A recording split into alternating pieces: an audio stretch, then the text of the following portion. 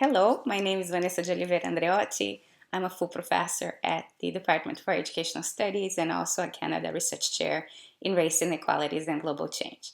I would like to start the course with two land acknowledgements. The first one is the acknowledgement that UBC is located on the unceded ancestral lands of the Musqueam people, and that most of the work that is done in relation to the course is actually happening on Musqueam Reserve, on the Musqueam Reserve where I live.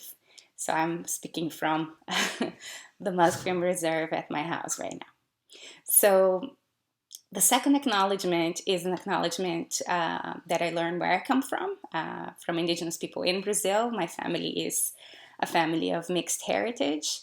And a Guarani land acknowledgement that I've learned is actually a four-part acknowledgement. The first acknowledgement is the acknowledgement of the land as a living entity, not property, not resource. And that sustains, that's the life support system that sustains all that is required for us to be alive. So it's important to acknowledge that first. And the second acknowledgement is the acknowledgement that for us to be here today doing what we're doing, we carry our ancestors with us, and not only the ancestors, but also the sacrifices and violences of the systems that we're part of that create the possibilities for us to be here today. So we have to acknowledge both the ancestors and the violence inflicted on people, on Indigenous people, that we benefit from. The third acknowledgement is the acknowledgement of those who have enabled us to be in the space. So the acknowledgement of our families, or those who have created the technology that enables us to talk. Acknowledgement of UBC as the space where we meet, we encounter each other, and seeing that encounter as a sacred encounter. And the fourth acknowledgement is the acknowledgement that we are all related. So in Brazil, we say that we are all parentes, which is akin to kin. We are all kin, or we are all relations. But I don't think that the English word actually captures this idea that we're all extended family. So uncles, aunties, brothers, sisters, grandparents, and grandchildren, all at the same time to each other. And when I say each other, it's not just human beings, it's also the non-humans as well. So this is a little bit of where I'm coming from. This interface between Western knowledge systems and non-Western knowledge systems, and I think you will see that that plays a role in the selection of the content, the curation of the course, and I hope that you can make these traces to this kind of background that I have. So this course is, this is the fifth time that I'm teaching this course. I created it in 2014. The first time it was face-to-face. This is the fourth time that it is happening online. And I think that the online version is actually much better for this type of content than the version that we had face-to-face. Also because in the face-to-face course now, we have usually like 20 people, but with very, very different levels of understanding already. So some people are seeing these issues for the first time. Others are researching this at a very deep level. And the online course actually helps to give people what they need, right? So that for those of you starting to see these issues for the first time, you will get something out of it. And you will be able to relate to the materials at your own level and pace. And for those researching the topics, you too, you will get what you need, the depth that you need out of it too. If you want to go deeper, you can with this kind of use of the time in the course. So feedback has been very good in that sense, and that's why the course is continuous, and I keep trying to fine-tune it every year, including new readings or tweaking the assessments so that you can have a very enriching experience. But when I talk about enriching, it means something probably very specific. This course is not a course that gives you lots of solutions. It's actually a course that helps you learn to problematize things and to sit with the complexity and the paradoxes of things. That's why the name of the course is Paradoxes, right? So for the first 3 units, units 1, 2, and 3, which is going to be September and October, you are going to be opening cans of worms. This is generally unsettling and uncomfortable. We're not going to close them, and I've learned from the years that I need to tell you that. And I need to tell you that now. Otherwise, you're going to blame me. You're going to be very angry at me. Probably you are going to be very angry at me anyway in the first 3 weeks, because what we're going to be doing is trying to deconstruct and unpack some assumptions that have been normalized and naturalized in education, things that we don't question anymore. And the course will try to question that. And what it will try to do is to say, what we open up in Unit 1 and don't close, what we open up in Unit 2 and Unit 3, they're all related. And for you to be able to see these relationships, these connections, you can't close the cans, basically.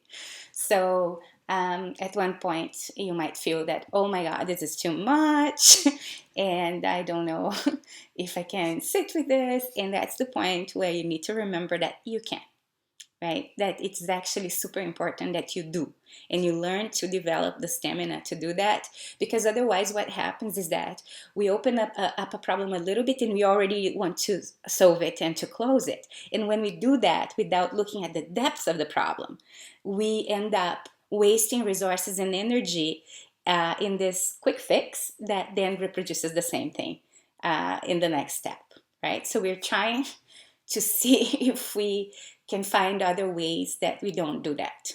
So that's why the course does what it does. So the other thing is that you will see that the procedures for the course are all tied up. So generally in face-to-face courses, sometimes when you don't have time to read, you can go to the class and wing it and just participate in the discussion.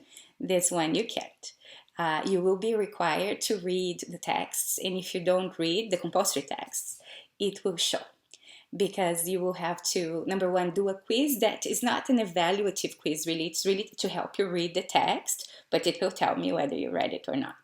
And then the second thing that happens is that in the discussions that we have in the tutorial, you are going to be asked to formulate a question based on the texts and based on your response to the text. So different from the other texts, this will require you to actually do put the time in to read the text, to watch the lecture, and to do the required work in a certain in its required amount. So if you feel that maybe this is too much for this semester, I would also ask you to reevaluate if you want to take the course or not.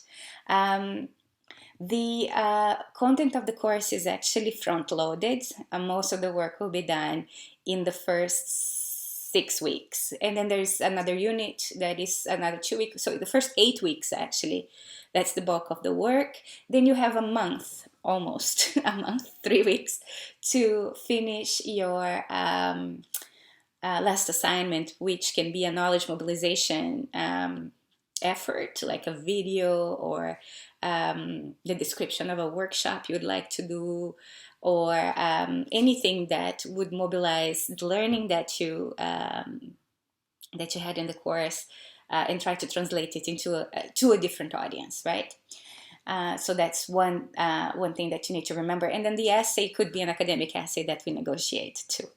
If you're doing research in this topic, it might be a good idea to think about, for example, whether you want to do part of a chapter as your assignment. That is possible for us to do. Or what some people have done was that they tried, which is a combination of knowledge mobilization and essay, is to try to write the draft of an article. And then in some cases, actually, we ended up finishing the article together and getting the article published.